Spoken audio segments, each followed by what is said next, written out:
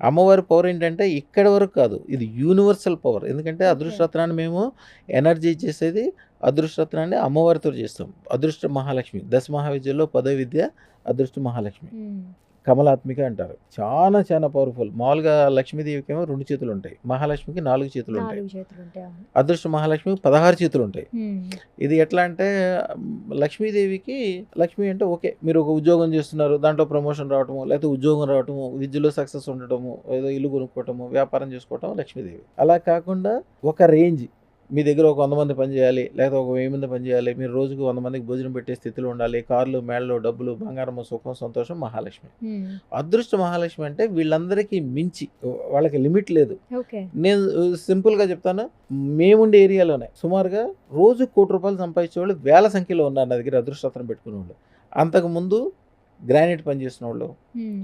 మేస్త్రిగా పనిచేసినోళ్ళు, చిన్న మ ఈ వర్కులు చేసుకునేవాళ్ళు, చదువు తక్కువ ఉండేవాళ్ళు, హ్మ్. సూపర్వైజర్‌లుగా పనిచేసేవాళ్ళు.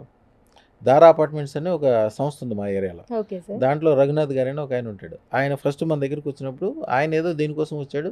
ఆళ్ళ ఫ్రెండ్స్‌తో వచ్చినప్పుడు ఆళ్ళ ఫ్రెండ్స్ స్వామి మేమేదో అదృష్టరత్నం గురించి మాట్లాడుకున్నప్పుడు చెప్పాము. ఆళ్ళు కూడా 8 మంది బ్యాచ్. ఓకే. ఆ 8 మంది బ్యాచ్‌లో ఆళ్ళు ఐటీఐ, పాలిటెక్నిక్ చదువుకుని దాంట్లో సివిల్ ఇంజినీరింగ్ చేసుకుంటూ నెలకు 15,000, 20,000 సంపాదించుకునేవాళ్ళు. హ్మ్. మన దగ్గర అదృష్టరత్నం అంటే 1,16,000.